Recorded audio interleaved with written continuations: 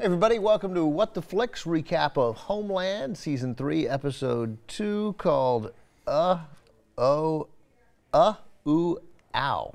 No, Ooh, Aw. Yeah, please, get it right. It's a sloppy title, and I think a sloppy episode.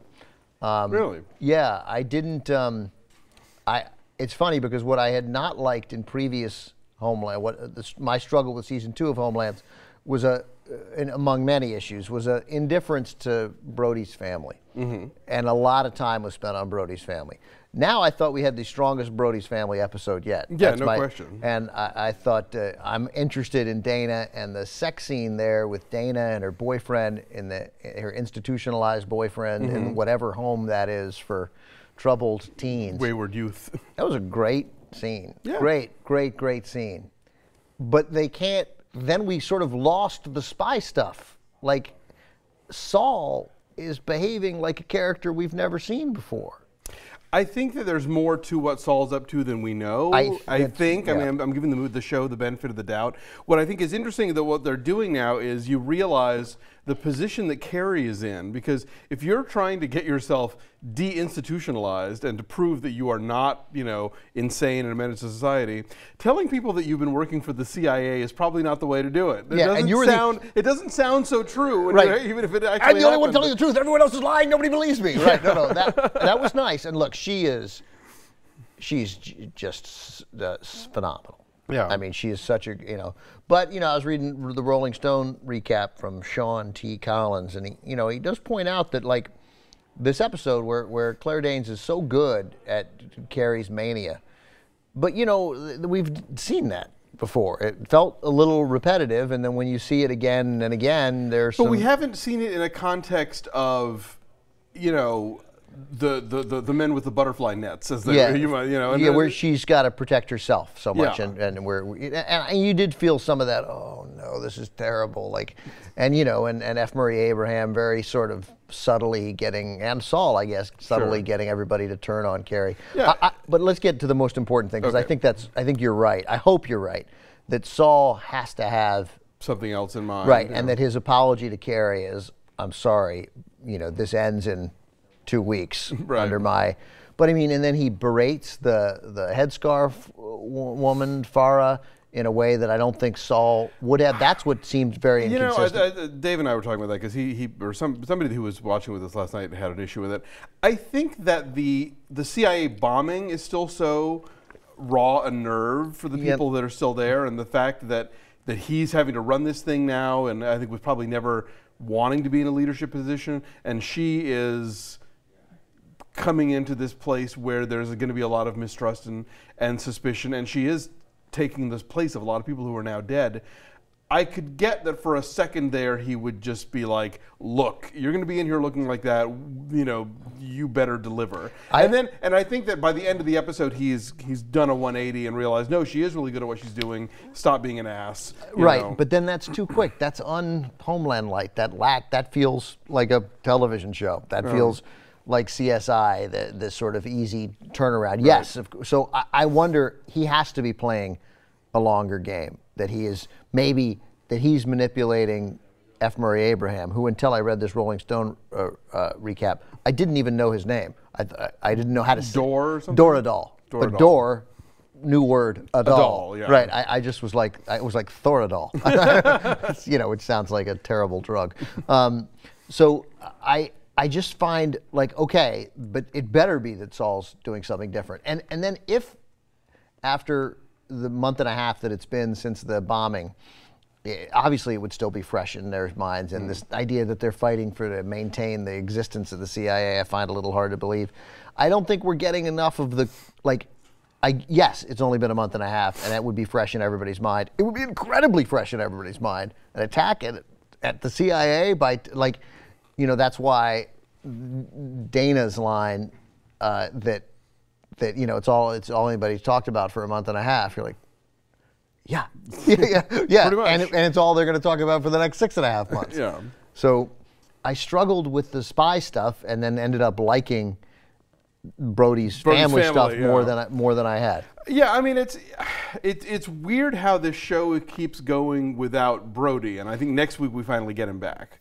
So I don't think you can tell in Showtime because they do the. That's true. It's always like coming up. It could be 6 weeks from now. But that's true. I think I'm hoping next week we get Brody back. I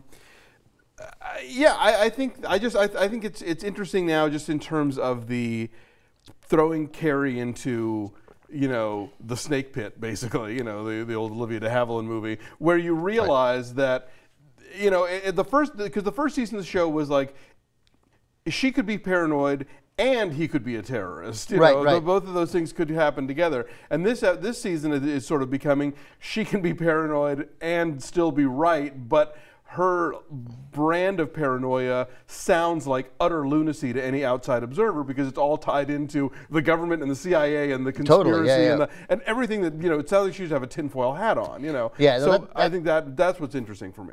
Right. I don't mind her commitment part. It's literally but the crux of it is supposed to be the operation. I don't know, supposed to be the operations of the CIA, and that.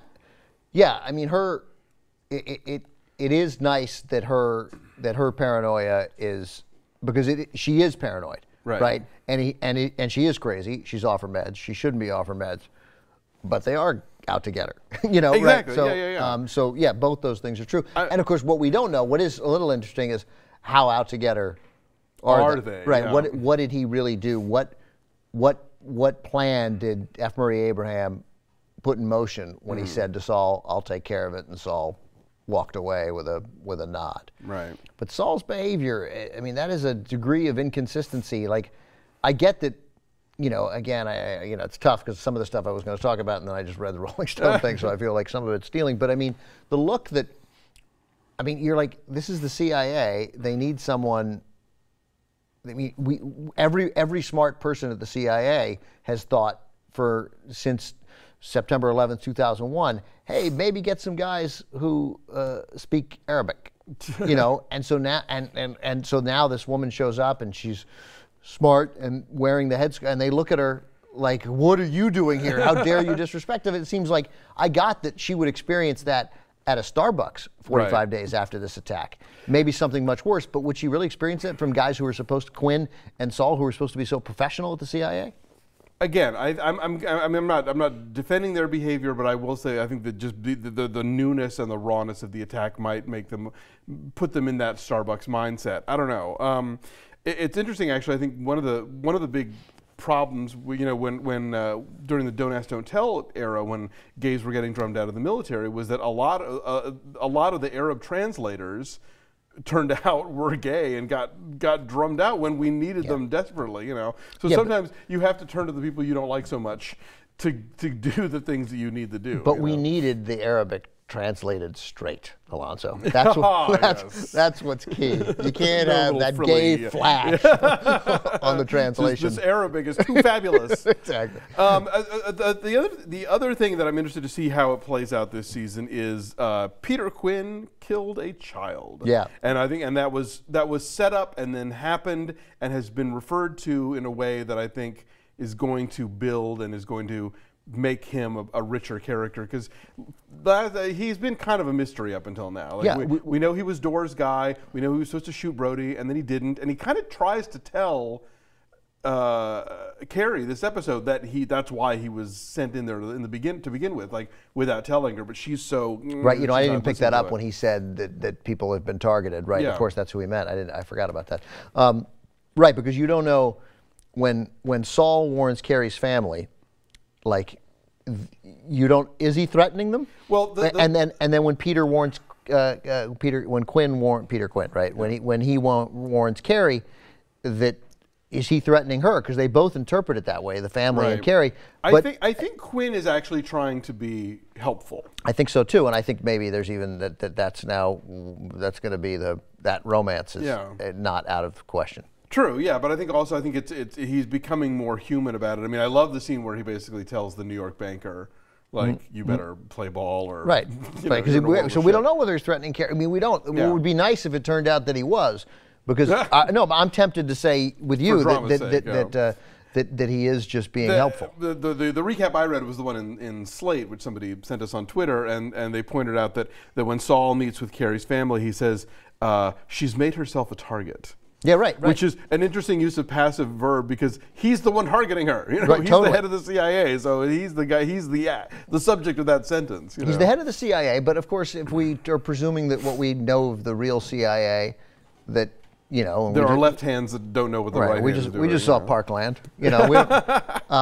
So yeah, I'm struck by that, and I did like the Quinn in episode 1 making a very conscious decision not to kill the target, not to kill the banker, because his kid was in the car. Right. And so then obviously, you're right, he didn't kill Brody, and then accidentally killing the kid while putting himself in grave danger by not doing what I guess a lot of people would have done, was, well, he's with his kid. Collateral damage. Collateral damage, so be it. So yeah, all of a sudden Quinn becomes likable, and I guess, and it was merely the dramatic setup last year that had him unlikable. We don't even know. He was probably the same guy. Yeah, I mean, it's not even likable, unlikable. It was just he was more of a plot device. It kind of felt like he was this new character who gets thrust in, and then we find out why he's thrust in, and then he doesn't deliver on the reason, and then I don't feel like we've really gotten to know this guy much at all yet. But now I think we're going to start getting some shadings because we've seen what he's been going through. I hope Saul has a long game, because otherwise I really feel like that was a character turn that is too inconsistent to abide by. Yeah, he's been so much of a mentor to Carrie all along that I don't buy the throwing under the bus theory. The fact that Sarita Chowdhury is now a regular, she's in the opening credits, she's above the title or whatever in the opening credits. I think maybe we're going to get more Saul this season, and we're going to find out more about what's going on in Saul's head this season. Yeah,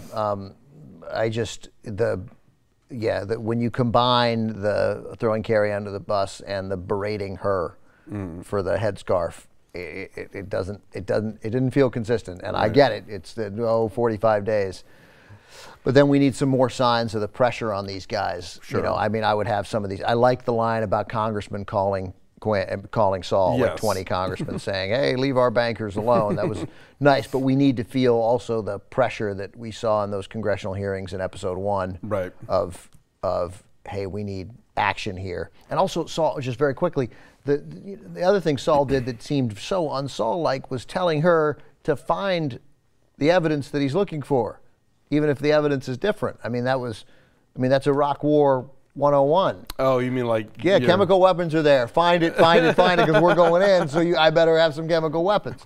So, he wasn't saying, let's find out who's responsible for this. It was, this guy's responsible. Prove it so that I can go to the president and we can kill him. True, I had not interpreted it that way, but that feels, again, that feels David Estes, right? Political climber David Estes, not Saul Berenson. Right. Get at the truth. But he's in charge now, so things are different. I'm interested to see what they do with the Farah character, the lady in the headscarf, and what her story is and how she got there and what she's going to do now that she's in. Who plays Dana?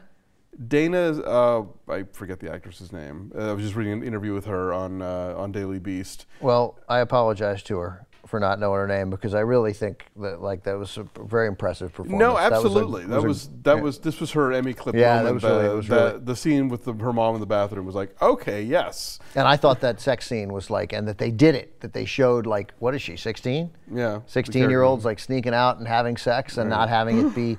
Right, it's not the end of the world, and they like each other, they care about each other. It was good, it's healthy, right? And we're not, but the normal thing is no, wait till you're 40.